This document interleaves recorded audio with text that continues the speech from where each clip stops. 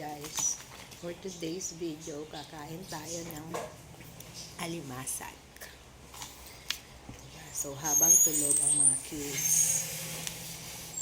tayo ay tumakas na ng pagkakain ng lunch ng alimasag.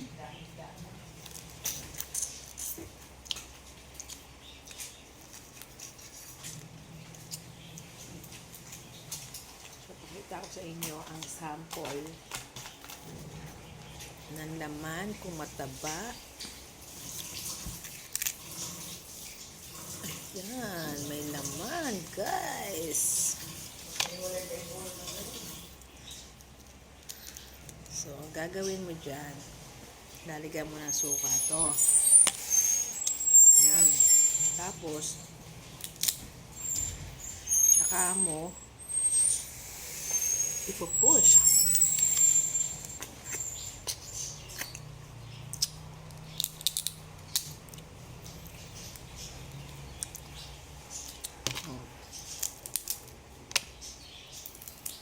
Namimiss ko sa Malolos kasi mas madalas kumain ng ganito dito.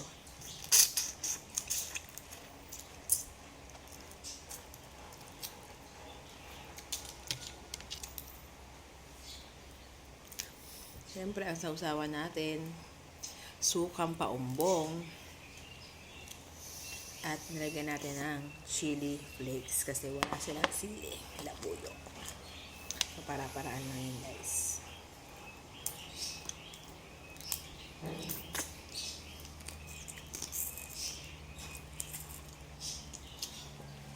Tapos ang ulam talaga ay ginataang langka. Tapos ang paksiw na galunggong or yung tinatawag na ginanga sa gawing Quezon Province. So konti lang yung rice na kinuha ko guys, konti lang. Kasi nga mamapak lang tayo ng alimasag. So far kaya naman. Wala naman tayong nararamdaman na kahit ano.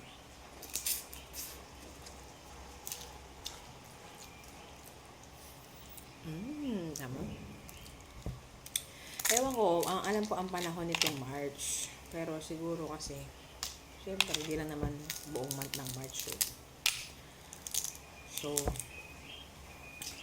habang meron po siya sa palengke, bumibili si mother.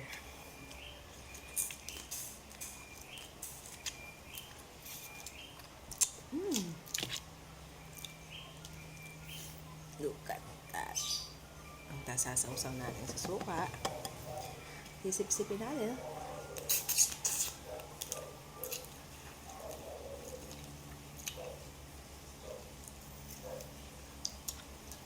Saka tayo kakain ng konting kanin. Perfection. Di ba hata naman sa nainit. Basta po isang lola niya. Mamaya na lang tayo ulit magpunas. Kailangan natin bilisan ng konti kasi pagka may umiyak, goodbye na, stop na tayo sa pagkain.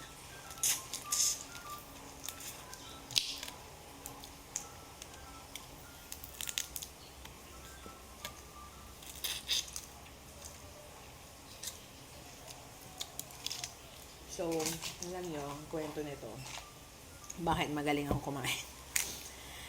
Kasi si tatay taga Hagonoy. Okay, yung kwento ng ulam namin ngayon. Si tatay taga Hagonoy.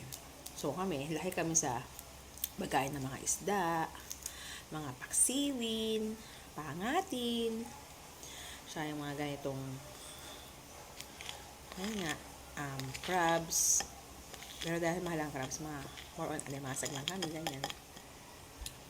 Pero syempre, nakakain ng mga crabs, hipon, ganyan. Nanay naman, since from South, in Quezon Province, mga gata. So, yan yung mga ginataang isda, ginataang gulay, At nagkataon ngayong araw is parehong galing yung ulam.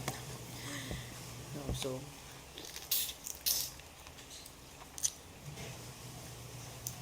nandito lang naman tayo. Nandiyan lang naman ang banyo, CR, di ba? Bahala na si Batman. Basta ang mahalaga, satisfy natin cravings natin.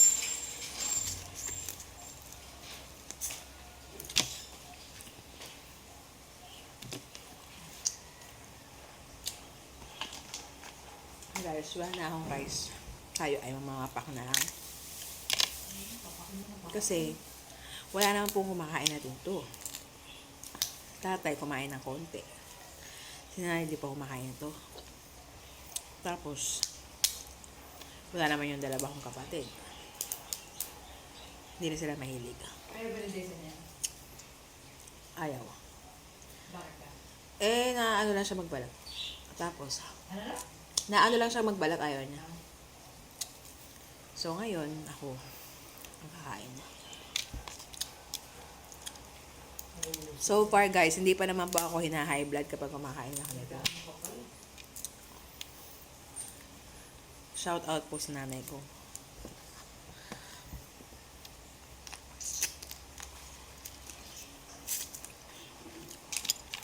Hilig niya to noon, pero ngayon, hindi na sa kanya pwede. Madami na sa kanya bawal, guys. Bawal ang lahat. Dahil sa kanyang sinabantayang diabetes.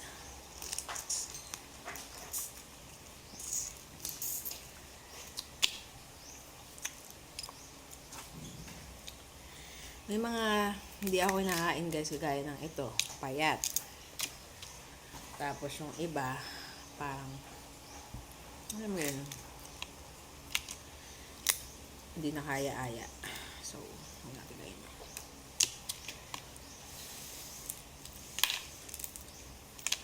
Ewan ko lang, may mga taong allergy sa ganito. So, sorry na lang po. You miss the 10% of your life.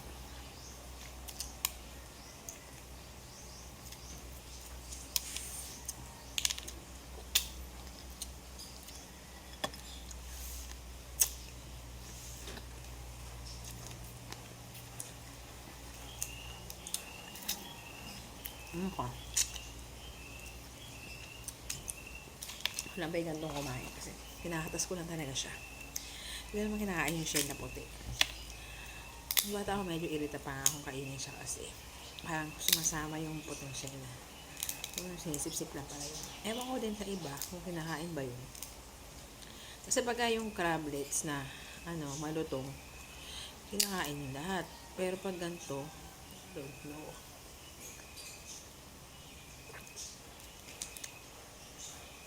Ang taba. Habang may naririnig akong umuubo, rapid na ang ending ng pagkain.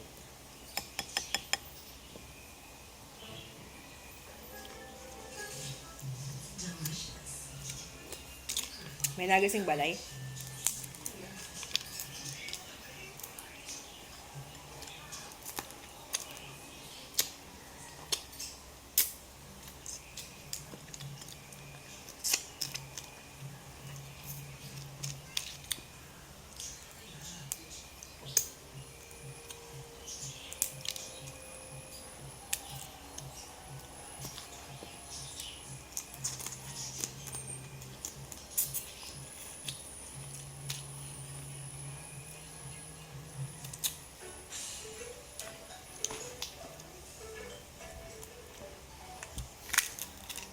Kaya nga ako papipiliin ako.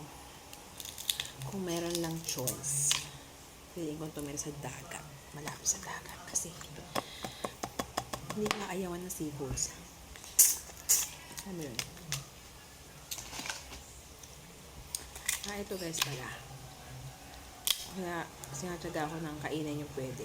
Kasi wala nang kakain ito.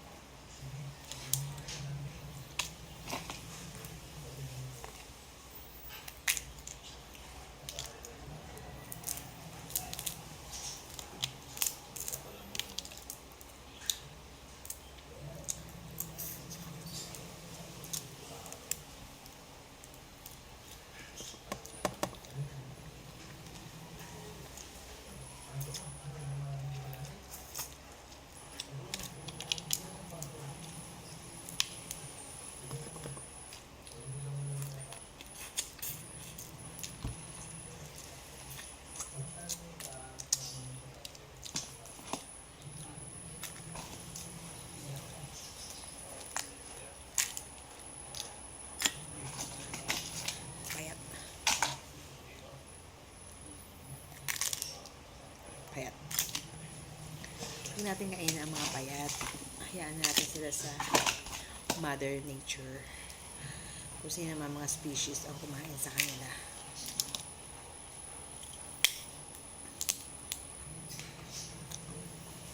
Doon lang tayo sa mga matatabang pinagpala.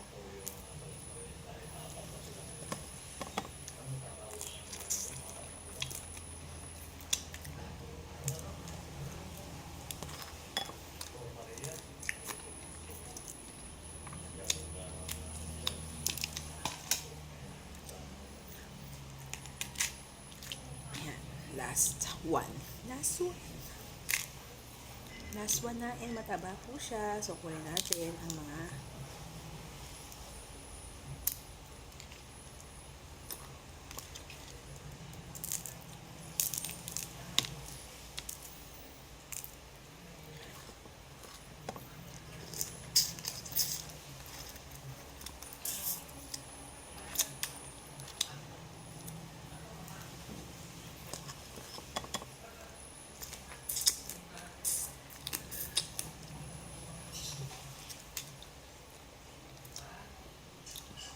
bye guys!